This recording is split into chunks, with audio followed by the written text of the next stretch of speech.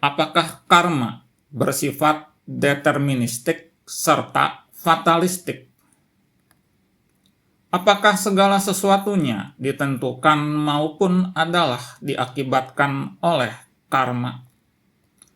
Bila segalanya adalah dikuasai oleh karma, maka di mana ruang bebas untuk memilih? Bila kita tidak punya ruang gerak bebas untuk memilih, maka atas dasar apakah perbuatan kita dapat dimintakan pertanggungjawaban? Karma bukanlah kambing, juga tidak hitam warnanya. Bahkan sebagian besar umat Buddhis sekalipun memandang dan memahami hukum karma secara menyimpang dari ajaran Sang Buddha. Mereka berpendapat bahwa seseorang mengalami perasaan-perasaan secara eksklusif disebabkan oleh karma yang dilakukan di masa lalu. Faktanya, merujuk sutta, Sang Buddha menjelaskan 8 penyebab bagi penyakit atau penderitaan. Hanya salah satunya yang merupakan kematangan karma masa lalu. Kesalahpahaman yang sama berlaku pada kedua doktrin berikutnya, yaitu aktivitas Tuhan pencipta dan tanpa penyebab. Dalam tiap-tiap kasus, para pelaku menghindari tanggung jawab atas perbuatan-perbuatan mereka sendiri dengan mengatasnamakan adanya daya paksa di luar kendali mereka. Berikut Sang Buddha membabarkan secara berturut-turut menolak doktrin-doktrin dari Jainisme, teistik maupun tanpa penyebab. Para bikhu, ada 3 doktrin sektarian ini yang ketika dipertanyakan, diinterogasi dan didebat oleh para bijaksana, dan dibawa menuju kesimpulan mereka, akan berakhir dalam tidak berbuat. Apakah 3 ini? Kesatu, ada para bikhu, beberapa petapa dan brahmana yang menganut doktrin dan pandangan seperti ini. Apapun yang dialami orang ini, apakah menyenangkan, menyakitkan, atau bukan menyakitkan juga bukan menyenangkan, semuanya disebabkan oleh apa yang telah dilakukan di masa lalu. Kedua, ada para petapa dan brahmana lainnya yang menganut doktrin dan pandangan seperti ini. Apapun yang dialami oleh orang lain atau orang ini, apakah menyenangkan, menyakitkan, atau bukan menyakitkan juga bukan menyenangkan, semuanya disebabkan oleh aktivitas Tuhan pencipta. Ketiga, dan ada para petapa dan brahmana lain lagi yang menganut doktrin dan pandangan seperti ini. Apapun yang dialami orang ini, apakah menyenangkan, menyakitkan, atau bukan menyakitkan juga bukan menyenangkan, semuanya terjadi tanpa suatu sebab atau kondisi. Para bikhu, aku mendatangi para petapa dan brahmana itu yang menganut doktrin dan pandangan seperti ini. Apapun yang dialami orang ini, apakah menyenangkan, menyakitkan, atau bukan menyakitkan juga bukan menyenangkan, semuanya disebabkan oleh perbuatan-perbuatan masa lalu. Dan aku berkata kepada mereka, benarkah bahwa kalian para mulia menganut doktrin dan pandangan demikian? Ketika aku menanyakan hal ini kepada mereka, mereka menegaskannya. Kemudian aku berkata kepada mereka, kalau begitu adalah karena perbuatan masa lalu, maka kalian mungkin melakukan pembunuhan, mengambil apa yang tidak diberikan, melakukan aktivitas seksual, berbohong, mengucapkan kata-kata yang memecah belah, berkata kasar, bergosip. Maka kalian mungkin penuh kerinduan, memiliki pikiran berniat buruk, dan menganut pandangan salah. Mereka yang mengandalkan perbuatan masa lalu sebagai kebenaran mendasar, tidak memiliki keinginan untuk melakukan apa yang harus dilakukan, dan untuk menghindari melakukan apa yang tidak boleh dilakukan. Juga mereka tidak berusaha dalam hal ini. Karena mereka tidak memahami sebagai benar dan sah segala sesuatu yang harus dilakukan dan tidak boleh dilakukan, maka mereka berpikiran kacau.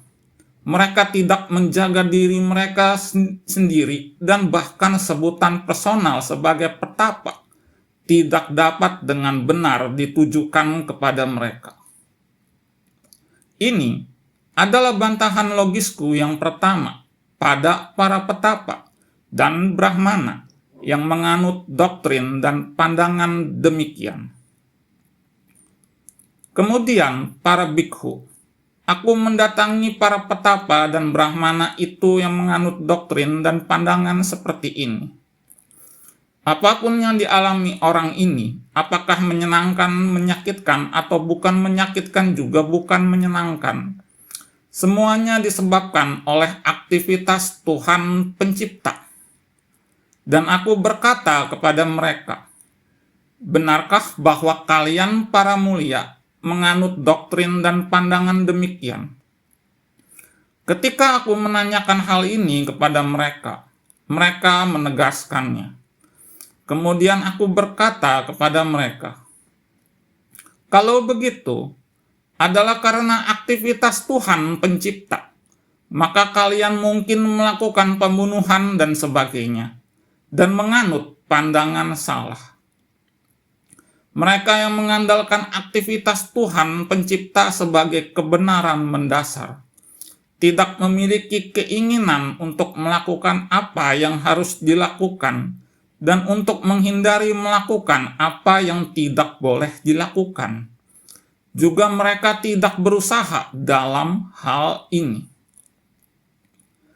Karena mereka tidak memahami sebagai benar dan sah segala sesuatu yang harus dilakukan dan tidak boleh dilakukan, maka mereka berpikiran kacau. Mereka tidak menjaga diri mereka sendiri, dan bahkan sebutan personal sebagai petapa tidak dapat dengan benar ditujukan kepada mereka. Ini adalah bantahan logisku yang kedua atas para petapa dan Brahmana yang menganut doktrin dan pandangan demikian. Kemudian para bikhu, aku mendatangi para petapa dan Brahmana itu yang menganut doktrin dan pandangan seperti ini.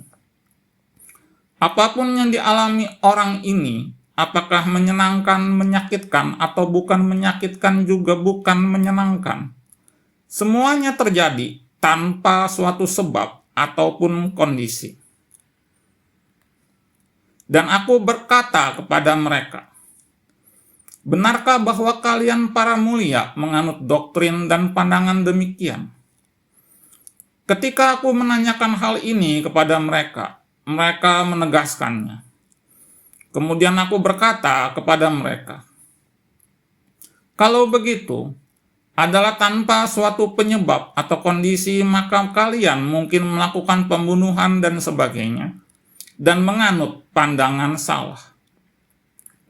Mereka yang mengandalkan ketiadaan penyebab dan kondisi sebagai kebenaran mendasar, tidak memiliki keinginan untuk melakukan apa yang harus dilakukan, dan untuk menghindari melakukan apa yang tidak boleh dilakukan. Juga mereka tidak berusaha dalam hal ini. Karena mereka tidak memahami sebagai benar dan sah segala sesuatu yang harus dilakukan dan tidak boleh dilakukan, maka mereka berpikiran kacau.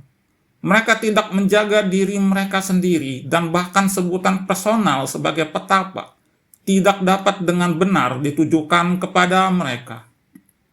Ini adalah bantahan logisku yang ketiga atas para petapa dan brahmana yang menganut doktrin dan pandangan demikian. Ini, para bikhu, adalah ketiga doktrin sektarian itu yang ketika dipertanyakan, diinterogasi, dan didebat oleh para bijaksana dan dibawa menuju kesimpulan mereka akan berakhir dalam tidak berbuat. Tetapi para bikhu, dhamma yang diajarkan olehku ini tidak dapat dibantah, tidak kotor, tidak dapat disalahkan, dan tidak dapat dicela oleh para petapa dan brahmana bijaksana. Dan apakah dhamma yang diajarkan olehku yang tidak dapat dibantah, tidak kotor, tidak dapat disalahkan, dan tidak dapat dicela oleh para petapa dan brahmana bijaksana?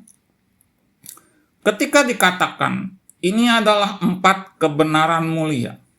Ini, para bikhu, adalah dhamma yang diajarkan olehku, yang ini tidak dapat dibantah, tidak kotor, tidak dapat disalahkan, dan tidak dapat dicela oleh para petapa dan brahmana bijaksana. Karena alasan apakah hal ini dikatakan? Dengan bergantung pada 6 landasan, maka munculnya embrio di masa depan terjadi. Ketika munculnya embrio itu terjadi, maka ada batin dan bentuk. Dengan batin dan bentuk sebagai kondisi, maka ada 6 landasan indria. Dengan 6 landasan indria sebagai kondisi, maka ada kontak. Dengan kontak sebagai kondisi, maka ada perasaan. Sekarang adalah bagi seorang yang merasakan, maka aku menyatakan, ini adalah penderitaan. Dan ini adalah asal mula penderitaan. Dan ini adalah lenyapnya penderitaan. Dan ini adalah jalan menuju lenyapnya penderitaan. Dan apakah para bikhu kebenaran mulia penderitaan? Kelahiran adalah penderitaan. Penuaan adalah penderitaan. Penyakit adalah penderitaan. Kematian adalah penderitaan. Duka cita, ratapan, kesakitan, kesedihan, dan kesengsaraan adalah penderitaan. Tidak mendapatkan apa yang diinginkan adalah penderitaan. Singkatnya, kelima kelompok unsur kehidupan yang tunduk pada kemelekatan adalah penderitaan. Ini disebut kebenaran mulia, penderitaan. Dan apakah para bikhu kebenaran mulia asal mula penderitaan? Dengan ketidaktahuan sebagai kondisi, maka muncul aktivitas-aktivitas berkehendak. Dengan aktivitas-aktivitas berkehendak sebagai kondisi, maka kesadaran muncul. Dengan kesadaran sebagai kondisi, maka batin dan bentuk muncul. Dengan batin dan bentuk sebagai kondisi, maka 6 landasan indria muncul. Dengan 6 landasan indria sebagai kondisi, maka kontak muncul. Dengan kontak sebagai kondisi, maka perasaan muncul. Dengan perasaan sebagai kondisi, maka ketagihan muncul. Dengan ketagihan sebagai kondisi, maka kemelekatan muncul. Dengan kemelekatan sebagai kondisi, maka penjelmaan muncul. Dengan penjelmaan sebagai kondisi, maka kelahiran muncul. Dengan kelahiran sebagai kondisi, maka muncul penuaan, kematian, duka cita, ratapan, kesakitan, kesedihan, dan kesengsaraan. Demikianlah asal mula keseluruhan kumpulan penderitaan ini. Ini disebut kebenaran mulia asal mula penderitaan. Dan apakah para bikhu kebenaran mulia lenyapnya penderitaan? Dengan peluruhan tanpa sisa dan lenyapnya ketidaktahuan, maka lenyap pula aktivitas-aktivitas berkehendak. Dengan lenyapnya aktivitas-aktivitas berkehendak, maka lenyap pula kesadaran. Dengan lenyapnya kesadaran, maka lenyap pula batin dan bentuk. Dengan lenyapnya batin dan bentuk, maka lenyap pula 6 landasan indria. Dengan lenyapnya 6 landasan indria, maka lenyap pula kontak. Dengan lenyapnya kontak, maka lenyap pula perasaan. Dengan lenyapnya perasaan, maka lenyap pula ketagihan. Dengan lenyapnya ketagihan, maka lenyap pula kemelekatan. Dengan lenyapnya kemelekatan, maka lenyap pula penjelmaan. Dengan lenyapnya penjelmaan, maka lenyap pula kelahiran. Dengan lenyapnya kelahiran, maka lenyap pula penuaan, kematian, duka cita, ratapan, kesakitan, kesedihan, dan kesengsaraan. Demikianlah lenyapnya keseluruhan kumpulan penderitaan ini. Ini disebut kebenaran mulia, lenyapnya penderitaan. Dan apakah para bikhu kebenaran mulia jalan menuju lenyapnya penderitaan? Adalah jalan mulia berunsur 8 ini, yakni pandangan benar, kehendak benar, ucapan benar, perbuatan benar, penghidupan benar, usaha benar, perhatian benar, dan konsentrasi benar. Ini disebut kebenaran mulia, jalan menuju lenyapnya penderitaan. Ketika dikatakan ini adalah 4 kebenaran mulia, ini para bikhu adalah dhamma yang diajarkan olehku yang tidak dapat dibantah, tidak kotor, tidak dapat disalahkan, dan tidak dapat dicela oleh para petapa dan brahmana bijaksana. Adalah karena ini maka hal itu dikatakan. Sumber khotbah Sang Buddha dalam Anguttara Nikaya.